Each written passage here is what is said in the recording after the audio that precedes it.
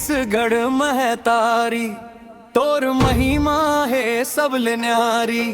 धान के बाली लहर लहराए, तोर माया मन ला हर्षाए। जय हो छत्तीसगढ़ महतारी, जय हो धरती सबले प्यारी। तोर अंचरा के छावम पलेन, तोर गुण गावत जिंदगी बितावन।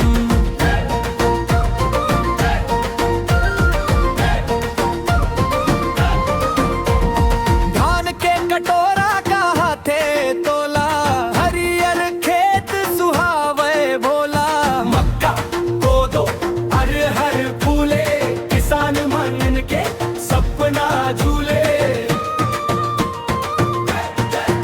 जय हो छत्तीसगढ़ महतारी, जय हो धरती सबले प्यारी। मेहनत के फल सब ला देवस, सुख समृद्धि घर घर ले आवस।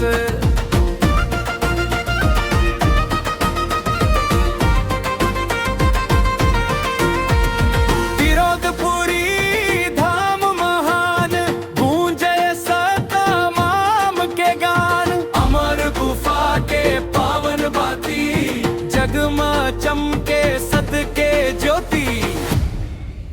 जय हो छत्तीसगढ़ महतारी, जय हो धरती सबले प्यारी।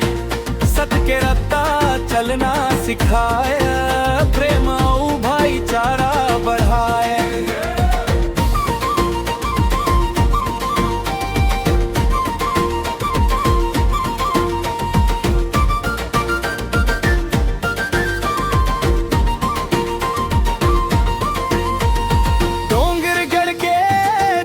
जगमग राजिम कुंभ के महिमा अगम।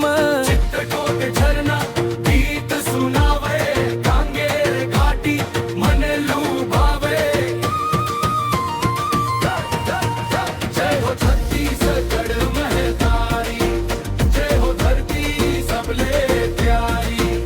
फसल संस्कृति तीरथ धाम, बढ़ावम सब मिलके तोर मान।